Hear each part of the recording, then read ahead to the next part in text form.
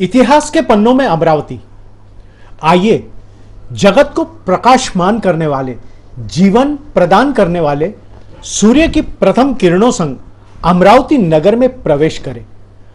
मां जगदंबा के पुनीत चरणों में वंदन करते इस नगरी का दर्शन करें, इसकी सुंदरता को, गौरव को आत्मसात करें। इतिहास के पन्नों से लेकर किंवदंतियों तक उपलब्ध जानकारी से लेकर जन श्रुति तक सभी का अवलोकन करें।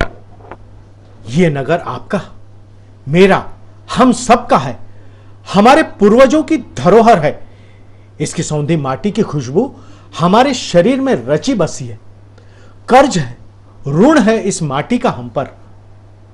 यह डॉक्यूमेंट्री कोई एविडेंशियल प्रूफ या पुरावे का दावा नहीं करता। तो आइए हम निमंत्रित करते हैं, ले चलते हैं आपको इतिहास के पन्नों में अमरावती का दर्शन कराने। समुद्र सतह से 1118 फुट की ऊंचाई तथा 20.56 उत्तर की ओर तथा 77.47 रेखांश पूर्व की ओर बसा यह नगर मुंबई से 641 किलोमीटर दूर तथा नागपुर से 156 किलोमीटर दूर राष्ट्रीय महामार्ग 6 पर बसा है। बारिश औसतन 34 से 40 इंच होती है। तापमान अधिकतम 45 डिग्री तक होता है। इस महानगर की जनसंख्या अब अंदाजन 9 लाख के करीब है। भोज शाखा के विदर्भ नामक क्षत्रिय ने कौंडिन्यपुर में अपना राज्य स्थापित किया। इनकी अनेक पीढ़ियों के राज्यारोहण पश्चात इस कुल में इंदुमती नामक राजकन्या हुई, जिसका विवाह प्रभु रामचंद्र के पितामह अजय नृपति से हुआ। भगवान राम का रघुकुल और भगवान कृष्ण का यदुवंश दोनों ही कुलों के विवाह के लिए विदर्भ कन्या का ही वरण करना पड़ा। यानी रिश्ते में दोनों कुल की ननिहाल तो विदर्भी हुई ना। सुंदर सुसंस्कृत वैदर्भीय कन्याएं अद्वितीय थी। अगस्त ऋषि की पत्नी लोपामुद्रा व नल राजा की पत्नी दमयंती भी विदर्भ की राजकन्या थी। इस घराने के राजा भीष्मक की कन्या रुक्मणी, जिसकी स्वेच्छा से भगवान श्री कृष्ण ने अमरावती के जंगलों में स्थित मां अंबा के मंदिर से हरण किया। औदुंबर के पेड़ों के घोर जंगलों से घिरा यह ग्राम उदुंबरावती, उमरावती, अमरावती इस नाम को प्राप्त हुआ। ईस्वी सन 772 के राष्ट्रकूट घराने के ताम्रपत्र में रानी उदुंबरावती का उल्लेख और सोमेश्वर चौक के आदिनाथ जैन मंदिर के पूज्य तीर्थंकर का संगमरमरीय सुंदर मूर्ति पर ईस्वी सन 1097 में स्थापना का शिलालेख, 13वें शतक में गुरु गोविंद प्रभु व सन 1660 में पूज्य जनार्दन स्वामी द्वारा मां एकवीरा देवी की स्थापना, गंभीरपुर हनुमान मंदिर और 1658 में औरंगपुरे की जुमा मस्जिद का निर्माण इस गांव के अस्तित्व की जुबानी है। सन 1707 में तथा 1722 में अकाल के कारण यह खेड़ा संपूर्णतः उजाड़ हो गया। सन 1722 में छत्रपति शाहू जी महाराज ने यह मुल्क राणोजी भोसले को इनाम में दिया। इससे पूर्व परगना बदनेरा बीबी में अमरावती एक छोटा सा कस्बा था। राणोजी भोसले ने सन 1772 में कस्बे के विकास के लिए पक्की दुकानों की चाल निर्मित की, जिससे अमरावती कस्बा अमरावती पेठ बना। सन 1745 में आकोला के तालुकदारों ने हजारों लोगों को आकोला से निकाल दिया। उन्हें अमरावती के रघुजी राजा ने आसरा दिया। रघुजी की गढ़ी आज के कुंभारवाड़े के करीब थी। अमरावती मध्य भारत में व्यापारी मार्ग पर स्थित होने से इसके प्रगति की संभावनाएं प्रबल हो गई। बस्ती बढ़ी, व्यापार बढ़ा और समृद्धि बढ़ी तो चोर डाकू लुटेरे भी आकर्षित हुए अमरावती से।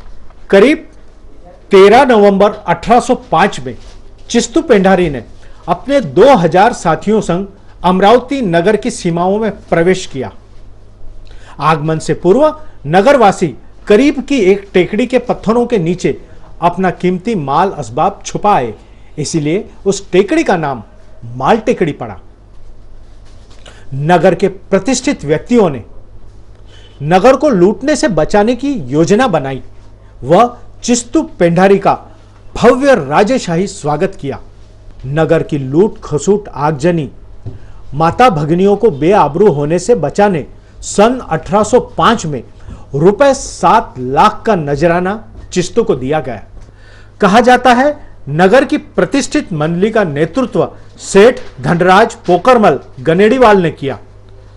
60-40% की हिस्सेदारी का यह वतन निजाम और भोसले की 2 हुक्मी राज्य व्यवस्था से जनता त्रस्त थी।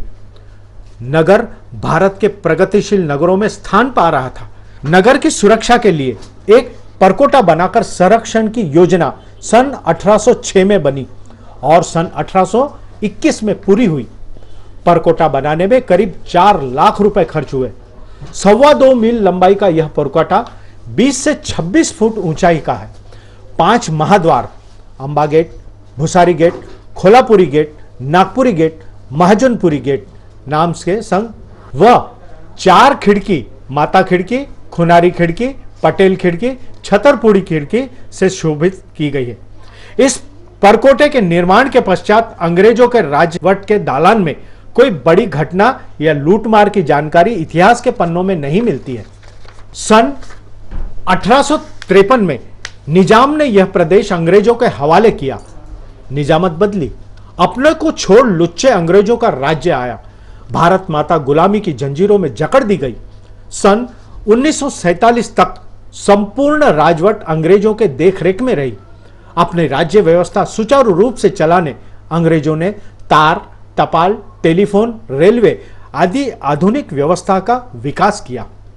सन 1870 में वालकट, रेलिस, मोफिसल आदि जिनिंग प्रेसिंग फैक्ट्रियों ने शहर का विकास में अपना अग्रिम स्थान प्राप्त किया। स्वतंत्रता संग्राम का समर शुरू हो चुका था। जगह जगह विदेशी हुकूमत का विरोध हो रहा था। 24 जून 1907 में परकोटे की संपूर्ण दीवार ध्वस्त कर देने की योजना धूर्त अंग्रेजों ने बनाई, लेकिन नगरवासियों की जागरूकता के कारण यह सफल नहीं हो पाई। बरसों के प्रयत्न से देश फिर आजाद होने को था। फूट डालो और राज्य करो की नीति के पासे एक बार फिर फेंकते अंग्रेजों ने वराड सोन्याची करार निजाम के सुपुर्द करना चाहा। हैदराबाद का निजाम अपना प्रदेश पाकिस्तान में मिलाना चाहता था। अगर ऐसा होता तो आज आप और हम पाकिस्तान में होते, लेकिन विधि को यह मंजूर न था। हम आजाद हुए और भारतवासी ही रहे। 14 अगस्त रात 12:01 को यानी अंग्रेजी गणना के अनुसार 15 अगस्त पर भारत आजाद हुआ।